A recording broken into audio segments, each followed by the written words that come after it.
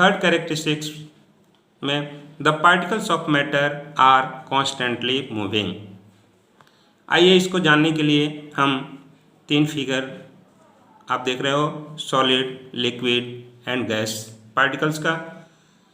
Solid में जो आप पार्टिकल्स को देख रहे हो वो एक दूसरे से बहुत ही क्लोज हैं, यानी इंटर पार्टिकल स्पेस बहुत ही कम है इसमें।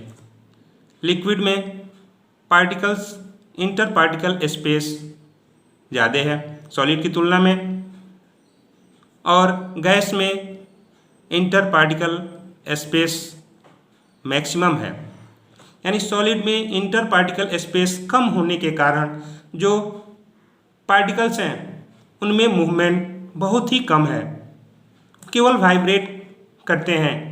लिक्विड में जो पार्टिकल्स हैं स्पेस ज़्यादा होने के कारण सॉलिड की तुलना में ये इनका मूवमेंट ज़्यादा हो रहा है, और गैस में जो स्पेस मैक्सिमम है, इंटर पार्टिकल स्पेस मैक्सिमम है, इसके कारण मूवमेंट पार्टिकल्स का मैक्सिमम इसके अंदर है। जैसे अगरबत्ती हम कहीं जलाते हैं तो हम देखते हैं कि जो गैस पार्टिकल्स होते हैं वो तेज़ी से फैल जाते हैं, उनका जो एसेंस होता है वो तेज़ी से चारों तरफ फैल जाता है। इसका मतलब गैस में पार्टिकल्स के बीच स्पेस ज़्यादा होने के कारण उनके बीच मूवमेंट ज़्यादा होता है, इसलिए उसका जो गंध होता है वो तेज़ी से चारों तरफ कमरे में फैल जाता है।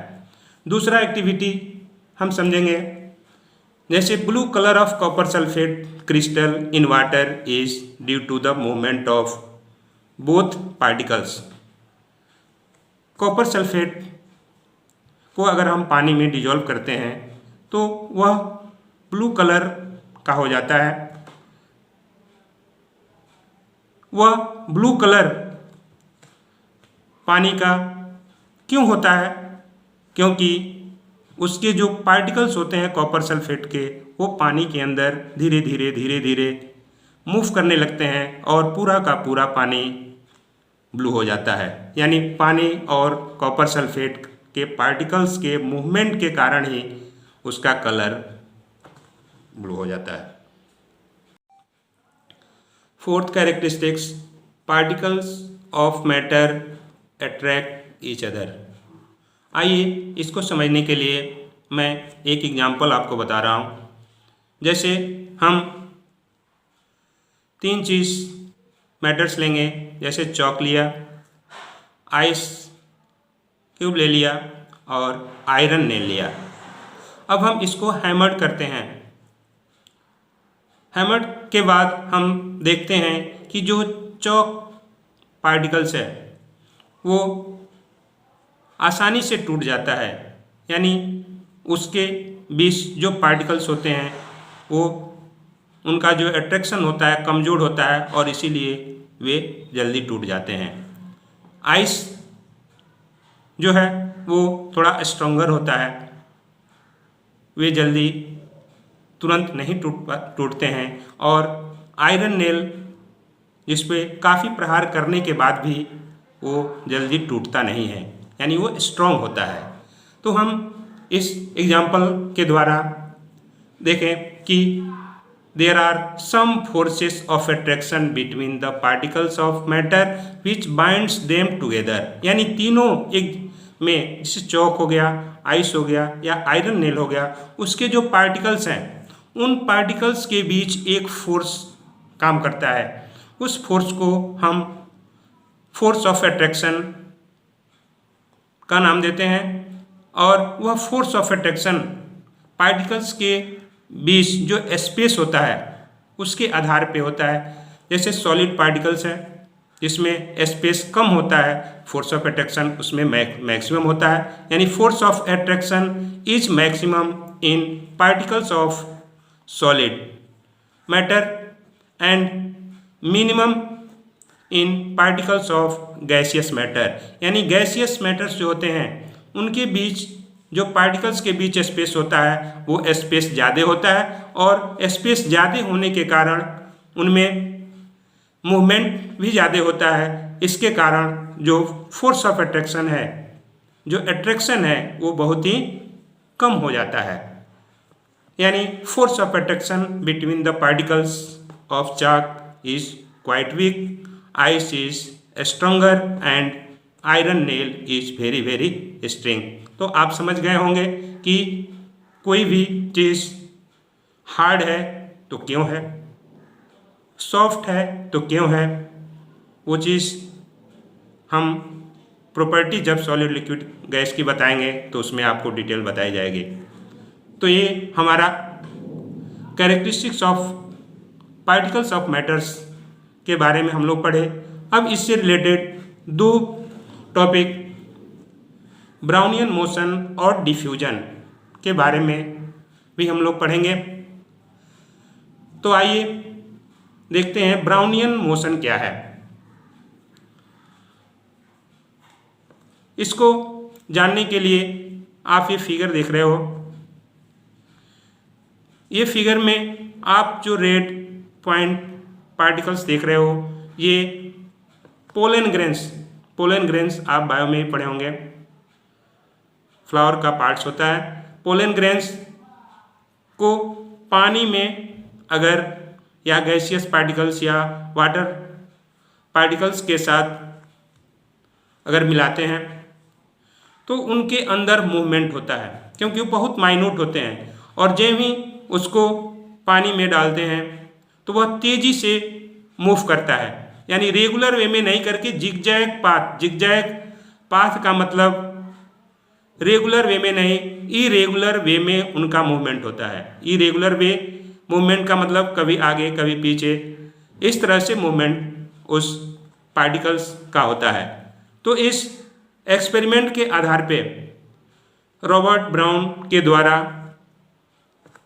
एक एक्सपेरिमेंट करके और उस मोशन का नाम ब्राउनियन मोशन रखा गया, यानी the zigzag movement of small particles of pollen grains suspended in a liquid या gas is called Brownian motion. तो ब्राउनियन मोशन में आप इतना ही जानेंगे, आगे डिटेल में इसके बारे में फिर आपको हायर क्लासेस में बताई जाएंगी। दूसरा टर्म, इम्पोर्टेंट टर्म डिफ्यूजन, सबसे इम्पोर्टेंट टर्म है डिफ्यूजन। जैसे एग्जाम में भी आपको पूछा जाता है, बहुत सारे एक्टिविटीज़ होती हैं जो डिफ्यूजन के कारण होती हैं। तो आइए डिफ्यूजन के बारे में हम जानते हैं। डिफ्यूजन के जानने से पहले आपको कुछ एग्जाम्पल जैसे हम दे रहे हैं, जैसे हम अगरबत्ती जलाते हैं तो उसका स्मेल हवा में बहुत तेज़ी से चारों तरफ फैल जाता है। कभी आपने सोचा होगा कि ऐसा क्यों होता है। आप परफ्यूम इस्तेमाल करते हैं, उसका स्मेल दूर दूर तक जाता है। कभी आपने सोचा है ऐसा क्यों होता है। घर के अंदर कोई पकवान बनता है, कोई सब्जी बनती है तो उसका भी स्मेल पड़ोस तक दूर दूर तक उसका फैल जाता है। क्या आपने सोचा है कि ऐसा क्यों होता है। ये सारी चीज़ें डिफ्यूजन के कारण ही होती हैं। अब डिफ्यूजन यानी the intermixing of particles of matter is known as diffusion, यानी पार्टिकल्स ऑफ मैटर्स को एक दूसरे में मिक्स हो जाना ही डिफ्यूजन यानी विसरण कहलाता है। हिंदी में उसको विसरण कहते हैं। तो पार्टिकल्स ऑफ मैटर्स को एक दूसरे में इंटर मिक्सिंग होना डिफ्यूजन कहलाता है। तो एग्जाम्पल से आप समझ गए होंगे। अब diffusion is a property of matter which is based on the motion of its particles. Example आपको बताया तो आप ये जाने कि जो पार्टिकल्स के बीच मोशन जो होता है उसी के कारण डिफ्यूजन होता है। यानी अलग अलग स्टेट्स, गैस का गैस में, सॉलिड का लिक्विड में, लिक्विड का लिक्विड में, ये डिफ्यूजन होता है। से diffusion is fastest in gas because the particles of gas move very rapidly, gas में गैस का डिफ्यूजन सबसे फास्ट होता है। क्यों होता है? क्योंकि आपको बताया कि जो गैस के पार्टिकल्स होते हैं वो पार्टिकल्स के बीच स्पेस ज़्यादा होता है। तो किसी चीज़ में अगर स्पेस ज़्यादा है तो फोर्स ऑफ अट्रैक्शन वहाँ कम लगेगा, और फोर्स ऑफ अट्रैक्शन जब कम लगेगा तो उनके बीच मूवमेंट ज़्यादा होगा। तो यही कारण है कि जब मूवमेंट पार्टिकल्स का गैसियस पार्टिकल्स के बीच ज़्यादा होगा तो तेज़ी से मूव करेंगे, और मूव करने के कारण उनके पार्टिकल्स के बीच मोशन ज़्यादा होगा और वो डिफ्यूज कर जाएंगे। दूसरा, जैसे लिक्विड में भी डिफ्यूजन होता है। लिक्विड का साथ सॉलिड और लिक्विड के साथ भी डिफ्यूजन होता है। जैसे साल्ट को हम पानी में घोलते हैं, धीरे धीरे साल्ट का जो पार्टिकल्स होता है वो लिक्विड के पार्टिकल्स के बीच जो स्पेस होता है उसमें आकर के मिल जाता है, और इस तरह से वो दोनों एक दूसरे के साथ क्या हो जाते हैं, डिजॉल्व हो जाते हैं। दूसरा, डिफ्यूज कर जाते हैं। दूसरा, लिक्विड का लिक्विड के साथ, जैसे अल्कोहल है उसमें पानी हम मिलाते हैं, वाटर मिलाते हैं, वो भी एक दूसरे के साथ मिक्सअप हो जाते हैं। सॉलिड में भी डिफ्यूजन होता है लेकिन बहुत ही कम होता है, बहुत ही डिफ्यूजन स्लोवेस्ट होता है। क्यों होता है? क्योंकि particles do not move the fast, यानी जो सॉलिड के पार्टिकल्स होते हैं वो में मूवमेंट बहुत कम होता है। अब आप ये जानेंगे कि बहुत कम क्यों होता है? क्योंकि उस सॉलिड के बीच जो स्पेस होता है, इंटर पार्टिकल स्पेस, वो कम होता है, और जब इंटर पार्टिकल स्पेस कम होगा तो फोर्स ऑफ अट्रैक्शन भी उसमें ज़्यादा लगेगा, इसलिए वो एक दूसरे में डिफ्यूज नहीं कर पाएंगे। जैसे फॉर एग्जांपल ब्लैक बोर्ड के ऊपर अगर हम चाक से लिखते हैं और 1 महीने के लिए स्कूल बंद हो गया, तो स्कूल बंद होने के बाद जब हम जाएंगे तो चाक से लिखी हुई जो चीज़ होगी वो आप देखेंगे कि फेंट कर गया रहेगा। इसका मतलब चौक भी सॉलिड है, ब्लैक बोर्ड भी सॉलिड है, तो वो जो लिखी हुई चीज़ है वो धीरे धीरे डिफ्यूज कर गई। यानी सॉलिड का सॉलिड में डिफ्यूजन रेयर केस में होता है, बहुत कम होता है। इस तरह से हम ये देखें कि गैस में डिफ्यूजन सबसे फास्ट होता है, लिक्विड में उससे कम होता है, और सॉलिड में सबसे कम होता है। अब दूसरी चीज़ हम ये जानेंगे कि जो डिफ्यूजन का रेट होता है, rate of diffusion increases on increasing temperature, यानी टेम्परेचर बढ़ने के साथ साथ रेट ऑफ डिफ्यूजन भी बढ़ता है। जैसे हम गर्म चीज़ें जो होती हैं उसका स्मेल बहुत जल्दी हम तक पहुंच जाता है। वही चीज़ ठंडी जब हो जाती है तो वह उसका स्मेल जल्दी हमारे नाकों तक नहीं पहुंच पाती है।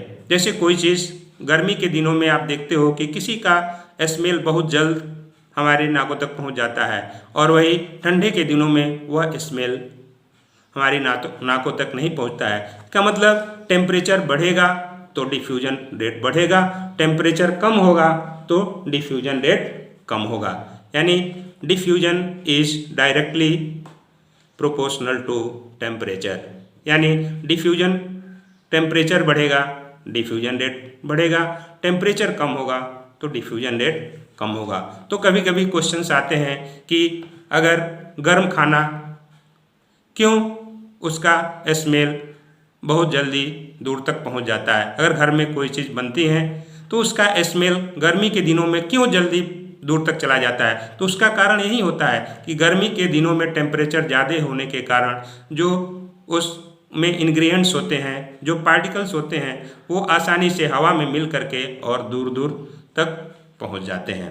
तो ये अब हम समझ गए होंगे कि आप डिफ्यूजन को अच्छी तरह से समझ लिए होंगे। अब बच्चों,